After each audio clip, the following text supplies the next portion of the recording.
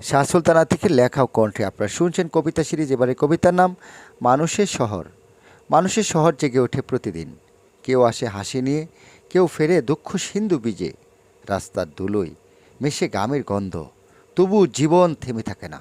চলার স্রোতে বয়ে যায় অদম্য রঙিন স্বপ্ন।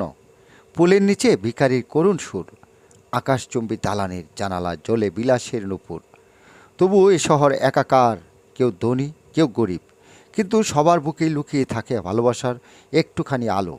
ট্রাফিক সিগন্যালে দাঁড়িয়ে থাকে ক্লান্ত রিক্সা চালক, তার চোখে জমে থাকা হাজার অশ্রু।